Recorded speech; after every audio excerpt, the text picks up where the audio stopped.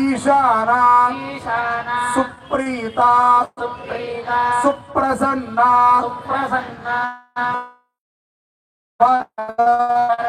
భవతు. మళ్ళీ ఒకసారి అందరూ కూడా మీ గోత్రనామాలని మనసులో స్మరణ చేసుకోండి.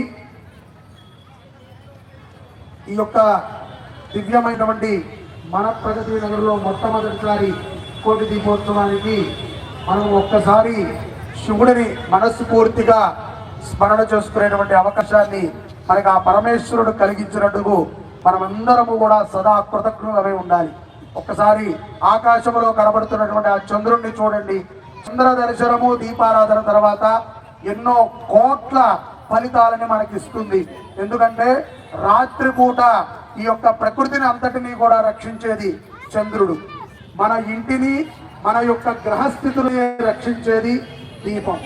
అటువంటి దీపాన్ని ఆ చంద్ర సాక్షాత్కారంగా ఈ యొక్క ప్రాంగణంలో మన ప్రగతి నగర యొక్క వాసుల యొక్క అనుగ్రహంతో వారి యొక్క సౌలభ్యంతో మనం చూసుకుంటాం. నిజంగా మన అదృష్టం.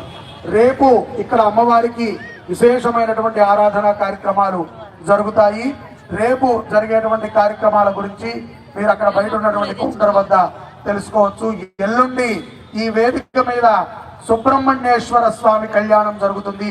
రేపు కృతికా నక్షత్రము, ఎల్లుండి శనివారము వల్లీ దేవసేన సమేత సుబ్రహ్మణ్యేశ్వర కళ్యాణము. ఆదివారము చాలా ముఖ్యమైనటువంటి రోజు. ఆరుద్ర నక్షత్రము ఆదివారం. ఆ రోజున ఇక్కడ శివపార్వతుల కళ్యాణము, అలాగే సోమవారము మహాభిషేక కార్యక్రమం జరుగుతుంది. ఇప్పుడు మనము ఈ యొక్క వేదికని అలంకరించి మనందరికీ ఒక భక్తి మార్గాన్ని చూసినటువంటి గురువులైనటువంటి బ్రహ్మశ్రీ బాచంపల్లి సంతోష్ కుమార్ శాస్త్రి గారికి చిరు సత్కారాన్ని చేసుకుందాము.